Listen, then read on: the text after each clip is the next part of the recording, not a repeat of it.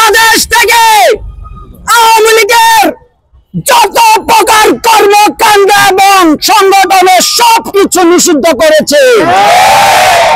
সংগ্রামী সাথী বন্ধুরা, আজকে এই নিষিদ্ধ হওয়াতে এই 17 বছরে পিলখানার 54 জন সেনা কর্মকর্তা শাপলা চত্বরে আলেম ওলামা হত্যা,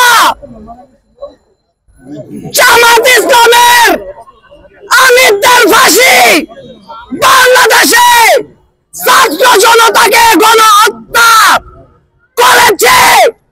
এই আজকে তাদের আত্মা খুশি হবে।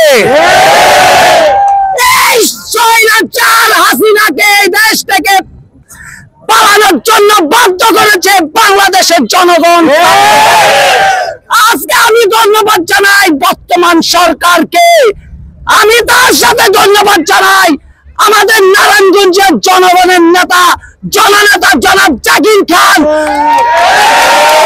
যখন এই খবর শুনেছে তৎক্ষণাৎ সে প্রতিটা নেতা কর্মীকে ফোনের মাধ্যমে বলেছে আওয়ামী লীগ নিষিদ্ধ হয়েছে, তোমরা যেখানে থাকো না কেন অতি শীঘ্রই রাজপথে তোমরা থাকো। আমরা রাজপথ আছি, এই গডফাদার শামীম ওসমানের এই চত্বরে আমরা এখন আছি। এই শামীম ওসমান কোথায় পালিয়েছে? এই বরকা শামীমকে চ্যালেঞ্জ করে বলছি, আপনি বড় বড় কথা বলেছেন, পারলে আসেন বাংলাদেশে, আবার আপনার সাথে T20 খেলা হবে।